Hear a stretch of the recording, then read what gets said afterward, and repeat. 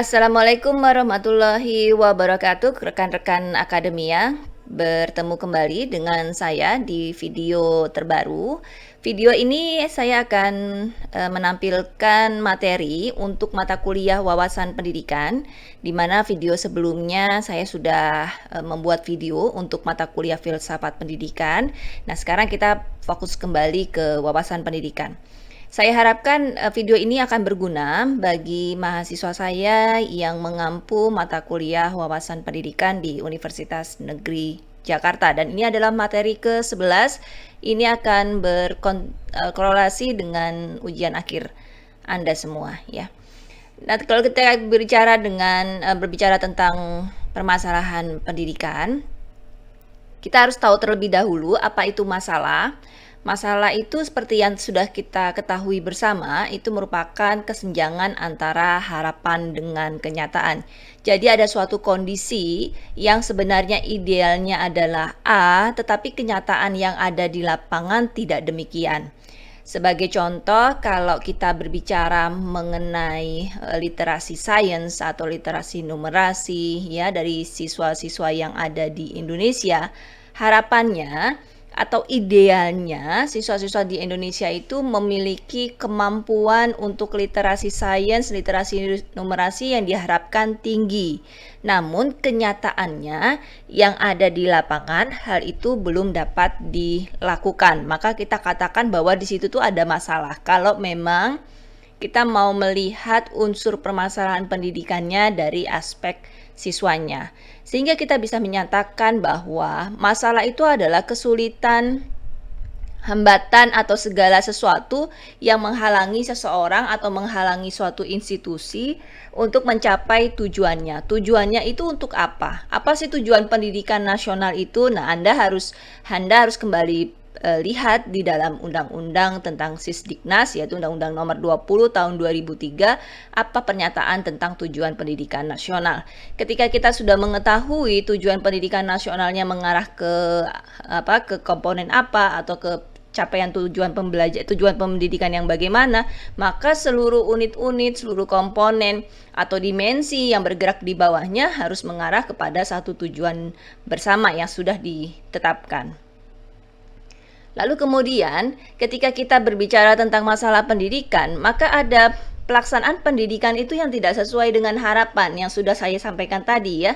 Lalu kemudian ada pelaksanaan pendidikan yang tidak sesuai dengan tujuan yang ditetapkan.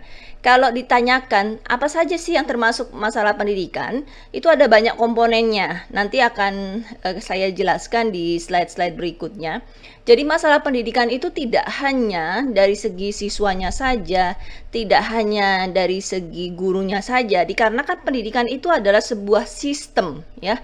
Seperti manusia kalau kita katakan sebagai sistem, lalu kemudian kita sakit perut gitu ya, paling mudahnya kita sakit perut, maka ada beberapa komponen lain yang tidak bisa berfungsi dengan baik.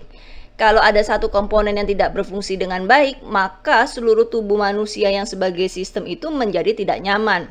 Begitu juga kalau kita berbicara tentang pendidikan.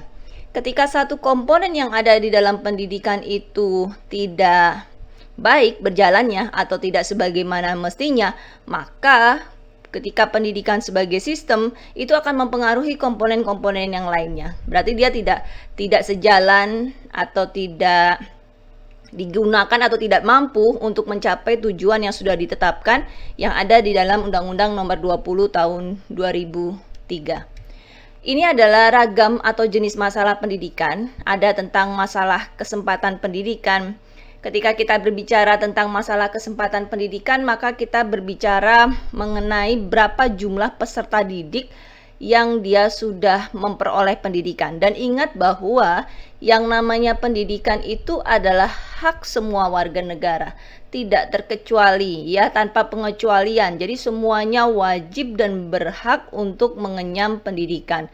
Namun apa yang terjadi di lapangan, masih ditemukan beberapa peserta didik yang dia belum memperoleh kesempatan pendidikan, meskipun pemerintah sudah membuat program wajib belajar 12 tahun dan kemudian juga membebaskan untuk biaya pendidikan kalau kita berbicara di sekolah negeri ya, membebaskan biaya SPP bulanannya, tetapi tetap saja ada siswa-siswa yang belum memperoleh kesempatan pendidikan.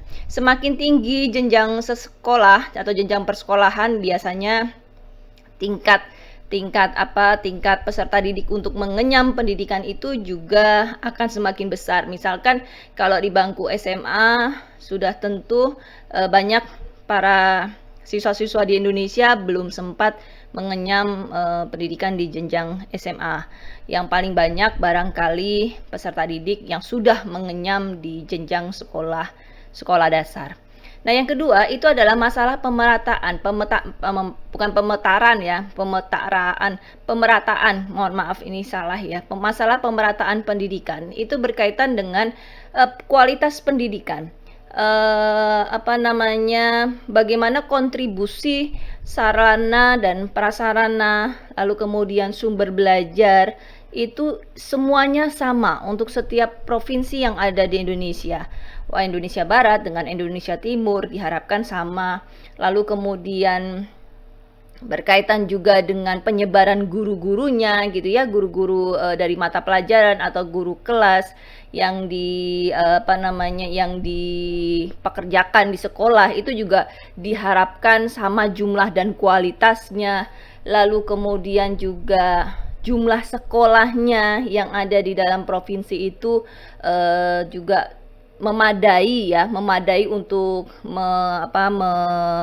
mencakup semua siswa-siswa yang ada di daerah tersebut. Jadi jangan sampai ada satu daerah atau ada satu provinsi yang memiliki sekolah atau jenjang SD, SMP, SMA-nya sangat tinggi, tetapi ada provinsi yang jumlah sekolahnya itu sangat minim dan tidak mampu untuk mengcover atau mewadahi semua jumlah angka partisipasi sekolah di provinsi tersebut. Nah, itu yang akan menjadi sebuah masalah, karena kan idealnya semestinya pembangunan sekolah atau pendirian sekolah itu ditentukan dari berapa angka partisipasi sekolah di suatu provinsi itu. Nah, lalu yang kemudian nomor poin ketiga terkait dengan masalah mutu pendidikan. Masalah mutu pendidikan ini seringkali ya dibahas oleh beberapa praktisi pendidikan, juga oleh para yang memiliki minat di bidang pendidikan, karena berkali-kali kita berusaha untuk menghasilkan pendidikan yang berkualitas. Banyak sekali mengenai model pembelajaran ataupun program-program pendidikan yang memang dicanangkan atau ditetapkan supaya tuh Indonesia itu siswa-siswanya memiliki kualitas mutu pendidikan yang berkualitas ya, yang bagus, yang tidak kalah jauh dari negara-negara tetangga, dan ini masih menjadi momok tersendiri ya untuk mutu pendidikan. Yang kemudian terkait adalah masalah relevansi pendidikan. Relevansi pendidikan itu terkait dengan seberapa keterkaitannya pendidikan dengan kehidupan nyata dari para siswa ketika itu terjun di lapangan ya, atau di masyarakat. Jangan sampai pendidikan yang dienyam atau dilaksanakan oleh atau yang dirasakan ya oleh para siswa di Indonesia itu ternyata tidak relevan dengan kehidupan nyata ketika mereka berada di tengah-tengah masyarakat. Itu juga menjadi sebuah masalah pendidikan. Nah, kalau kita melakukan kategorisasi permasalahan pendidikan, ini ada banyak komponen yang sebenarnya kita bisa katakan sebagai permasalahan pendidikan. Ada yang melihatnya dari segi masalah siswa, ada yang melihatnya dari masalah pendidiknya, ya, guru dosennya. Lalu ada yang membahas dari segi kurikulumnya, ya, bagaimana sih selama Indonesia ini mengalami 11 kali perubahan kurikulum atau perbaikan kurikulum. Apa yang membedakan antara kurikulum misalkan 1947 dengan kurikulum tahun 84, di mana pergeseran itu terjadi, ya, itu juga bisa kita ulas lebih banyak. Lalu ada juga masalah proses pembelajaran, apa yang terjadi di kelas ya. guru-guru merancang rencana pembelajaran, tetapi ternyata belum mampu nih melatih anak-anak untuk berpikir seperti yang kita harapkan. Berarti apanya yang salah? Proses pembelajarannya yang bagaimana yang seyogianya mampu untuk mengubah peserta didik menjadi yang lebih kompeten lagi. Lalu kemudian ada lagi yang mengenai masalah sarana dan pendanaan, dan yang terkait adalah masalah lingkungan pendidikan. Ini adalah beberapa kategorisasi yang bisa kita ulas atau bisa kita pilih ketika kita mau menguraikan terkait tentang permasalahan pendidikan. Nah, ini ada identifikasi dan analisis permasalahan. Ketika kita berbicara tentang masalah siswa, maka kita akan melihat atau menanyakan ketersediaannya. Apakah semua siswa itu memiliki akses untuk mendapatkan pendidikan? Kalau saya rasa kalau di bangku sekolah dasar, mudah-mudahan ya, lebih banyak, memang sudah banyak sih ya, para siswa yang sudah mengenyam pendidikan di sekolah dasar. Tapi kalau kita berbicara untuk jenjang pendidikan tinggi atau pendidikan menengah, barangkali jumlahnya siswa-siswa yang belum memiliki akses untuk mendapatkan pendidikan itu jauh lebih tinggi dibandingkan siswa-siswa yang sudah pernah mengenyam pendidikan di sekolah dasar. Tetapi saya tidak tahu pasti secara data kuantitatifnya, jadi bisa kita melihat dari data yang ada di dalam website BPS ya, Badan Pusat Statistiknya. Lalu kemudian terkait dengan mutu, apakah peserta didik kita menunjukkan mutu yang baik sebagai siswa maupun lulusan ya? Ini juga bisa menjadi identifikasi masalah. Lalu terkait dengan kesesuaian, apakah siswa mendapatkan layanan pendidikan yang sesuai dengan kemampuan dan kebutuhannya.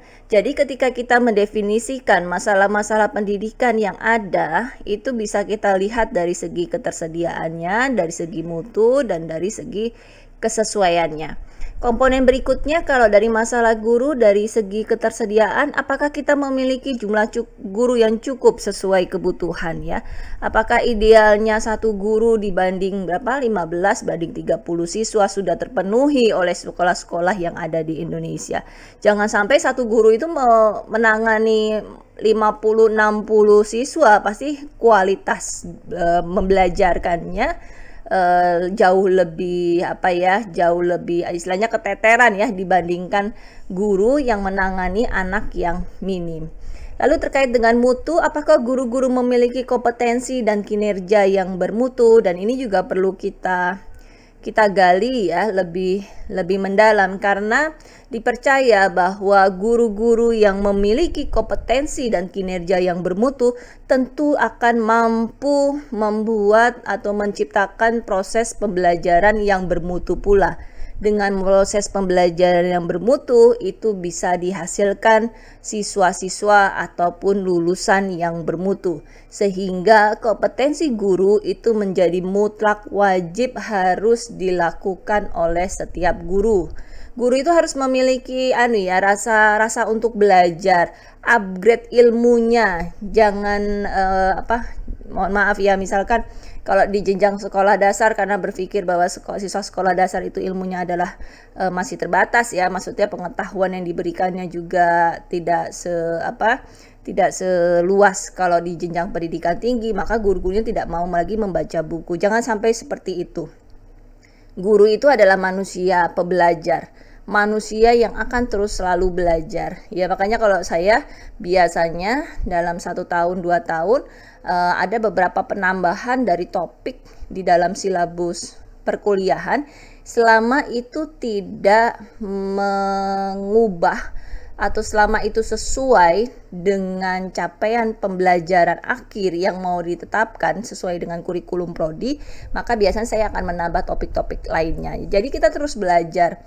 Bukan berarti bahwa guru itu adalah manusia terpintar, tidak, tapi kita bisa menganggap bahwa siswa itu adalah mitra belajar kita. Ya, ketika ada pertanyaan-pertanyaan yang diajukan oleh siswa dan kemudian guru tidak mampu untuk menjawabnya, kita bisa mencari referensi tambahan lain. Dan banyak membaca itu akan membuat pengetahuan kita akan semakin bertambah juga. Nah, lalu terkait dengan kesesuaian, apakah mereka mengajar sesuai dengan keahliannya? Jangan sampai guru SD mengajar ke guru agama. Begitu juga guru agama, guru olahraga mengajar menjadi guru kelas SD. Nah, itu yang tidak sesuai dengan keahliannya ya. Kayak misalkan saya adalah latar belakang bidang ilmu saya itu adalah teknologi pendidikan, maka ya saya mengajar mata kuliah yang terkait dengan teknologi pendidikan meskipun ditempatkannya di prodi PGSD. Lalu kemudian komponen yang ketiga yaitu masalah kurikulum. Apakah tersedia kurikulum? Sudah pasti tersedia ya. Apakah kurikulum yang kita miliki benar dan bermanfaat untuk siswa? Nah, ini perlu diteliti. Lalu kemudian apakah kurikulum sesuai dengan kebutuhan masyarakat dan dunia usaha dan industri? Ini berkaitan dengan relevansi sebenarnya. Relevansi pendidikannya itu sudah pas belum? Apa yang diinginkan di perusahaan, apa yang diinginkan di dunia usaha dan dunia industri sudah dilakukan oleh perguruan tinggi ya. Ini perlu dikaji lebih lanjut. Lalu kemudian terkait dengan proses pembelajaran. Apakah kegiatan belajar dan pembelajaran yang dilaksanakan oleh guru itu bermutu? Mampu membuat peserta didik kompeten dan berakhlak? Atau perlukah adanya model pembelajaran inovatif lainnya yang mampu mengarahkan peserta didik untuk mencapai kompetensi seperti yang kita inginkan? Ya, itu menjadi sebuah persoalan. Lalu kesesuaian, apakah kegiatan belajar mengajar itu atau kegiatan belajar dan pembelajaran sesuai dengan kebutuhan dan tuntutan zaman?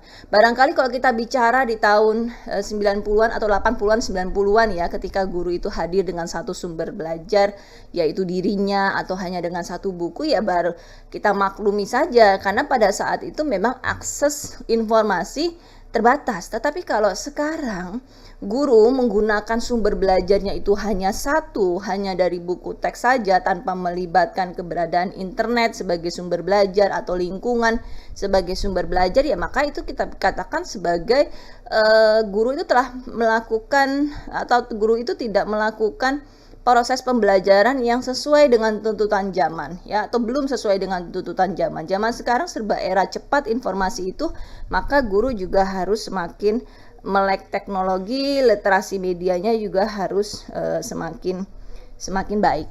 Nah, lalu kemudian terkait dengan sarana dan dana, itu biasanya berkaitan dengan apakah tersedia sarana yang memadai sesuai kebutuhan, apakah sarana memiliki kualitas yang baik, lalu kemudian apakah sarana yang ada sesuai dengan kebutuhan pembelajaran dan aksesibilitasnya bagaimana. Itu juga bisa kita katakan sebagai permasalahan pendidikan. Dan yang terakhir itu terkait dengan lingkungan pendidikan. Apakah tersedia lingkungan belajar yang cukup? Apakah lingkungan belajar berkualitas dan kondusif untuk menghasilkan lulusan yang bermutu, dan apakah lingkungan sudah sesuai dengan kebutuhan pembelajaran?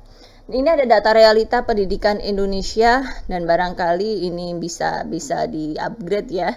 Tetapi di sini ada data PISA tahun 2018 yang mengatakan bahwa Indonesia berada di urutan ke-72 dari 77 negara ya. Jadi kita bisa katakan 5 dari bawah, sedangkan untuk nilai membacanya itu, lalu untuk nilai matematikanya berada di peringkat 72 dari 78 negara, lalu nilai sainsnya 70 dari 78 negara, dan nilai tersebut cenderung stagnan dalam 10-15 tahun terakhir, dan ini menjadi persoalan yang perlu kita kaji ya. Tidak bisa kita serta-merta memberikannya kepada guru sebagai pelaku utama yang ada di dalam kelas, tetapi ini tugas kita bersama supaya kualitas dari siswa-siswi di Indonesia itu paling tidak, meskipun kita tidak terlalu berharap ya sampai 10 besar, tapi paling tidak mengubah peringkat PISA untuk Indonesia ya, mainlah di 30-an, 40-an itu juga sudah jauh sangat baik ya, daripada kita berada di peringkat 10 terakhir dari bawah. Lalu kemudian ini juga ada di Human Capital Index kita tahun 2020. Sebenarnya kita naik ya Human Capital Index ini.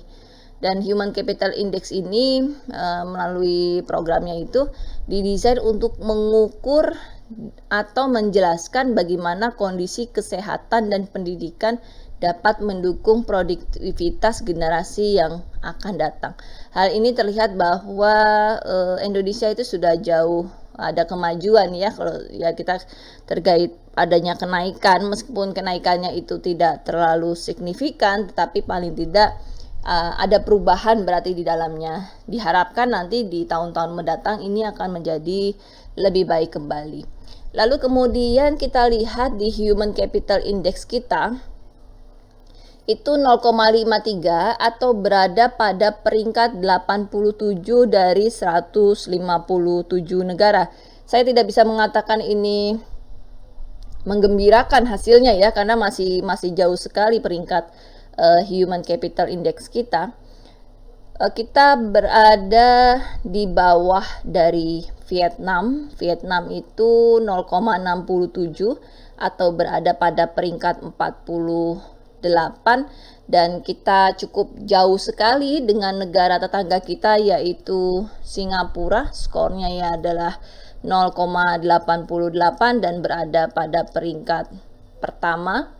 Malaysia skor 0,67, peringkatnya adalah 55. Thailand skornya 0,60 pada peringkat 65, dan Filipina 0,55 pada peringkat 84. Sehingga ya kita masih berusaha keras, ini masih PR terbesar untuk menaikkan Human Capital Index kita. Dan kita mungkin tidak akan belajar ya dari negara-negara yang paling di bawah kita. Kita cukup belajar saja dari Vietnam lah, dari Singapura, dari Malaysia, Thailand gitu, bahkan Filipina yang peringkatnya tidak terlalu jauh dengan kita. Bagaimana cara mereka mampu untuk meningkatkan Human Capital Index-nya? Pasti tentunya PR terbesarnya dari segi pendidikannya.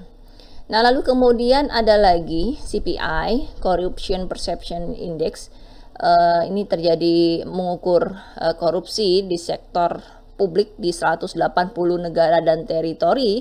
Ditemukan bahwa lebih dari 2/3 negara di dunia yang disurvei berada di bawah skor 50, dengan skor rata-rata globalnya adalah 43. Dan kita bisa lihat untuk CPI Indonesianya di tahun 2020 berada di skor 37 dan berada di peringkat 102 dari 180 negara yang disurvei. Skor ini turun 3 poin dari tahun 2019 lalu yang berada pada skor 40. Penurunan skor ini menunjukkan bahwa kondisi korupsi yang semakin memburuk ya. Saya cukup speechless juga terkait dengan hasil ini. Makanya kita ketika berbicara tentang pendidikan ya, dan kalau Anda lihat dari tujuan pendidikan nasional itu juga dia ada iman, takwa, berakhlak mulia, dan itu kenapa dimasukkan ke dalam tujuan pendidikan nasional, karena kita berharap bahwa putra-putri atau siswa-siswi di Indonesia itu tidak hanya pintar secara intelektual kognitivitasnya, tetapi juga dia mampu berakhlak mulia, dia cerdas iman ya, dia mampu membentengi diri, mampu melakukan self control terhadap tindakan-tindakan yang sebetulnya tidak bermoral atau tidak bermartabat ya. Mudah-mudahan nanti ke depannya siswa-siswa Indonesia bisa menunjukkan integritas yang cukup tinggi sehingga bisa meminimalisir terjadinya korupsi di Indonesia. Nah, lalu kemudian solusinya bagaimana? Kalau Anda berbicara tentang masalah kurikulum, sudah pasti Anda memberikan solusinya terkait perbaikan kurikulumnya seperti apa. Meskipun perbaikan kurikulum itu tidak bisa serta-merta merombak total ya, tetapi paling tidak melakukan pembenahan atau penyesuaian dengan tuntutan zaman serta ilmu pengetahuan, hal itu bisa dilakukan. Lalu kemudian perbaikan dari segi perbaikan mutu proses pembelajarannya, kelengkapan sarananya, pemerataan sumber dayanya di berbagai wilayah, lalu peningkatan mutu guru, dan ini sudah terbukti ya, pemerintah sekarang untuk peningkatan mutu guru ini sudah dilakukan dengan mengadakan pendidikan profesi guru ya, guru-guru ada sekolah penggerak dan segala macam, itu sebagai salah satu upaya solusi untuk meningkatkan kualitas guru, dan diharapkan memang kualitas guru yang berada di perkotaan dengan yang berada di pedesaan itu tidak jauh berbeda ya, dan jangan menjadi sebuah alasan bahwa, "Oh, saya tinggal di daerah maka kesempatan saya untuk memperoleh pelatihan, kesempatan saya untuk memperoleh pendidikan semakin minim." Tidak, kita harus terus berupaya. Ingat bahwa kita itu adalah manusia pebelajar, kita itu memiliki tanggung jawab terhadap anak didik kita, memiliki tanggung jawab untuk mencerdaskan mereka. Maka dengan tanggung jawab itu, kita harus bisa melakukannya dengan baik. Melakukannya dengan baik bagaimana? Paling tidak kita mengupgrade ilmu yang kita peroleh. Rajin-rajinlah membaca. Baik, begitu kira-kira pengantar untuk permasalahan pendidikan. Mudah-mudahan bisa Anda pahami dengan baik, dan selamat mengerjakan UAS mata kuliah wawasan pendidikan. Wassalamualaikum warahmatullahi wabarakatuh.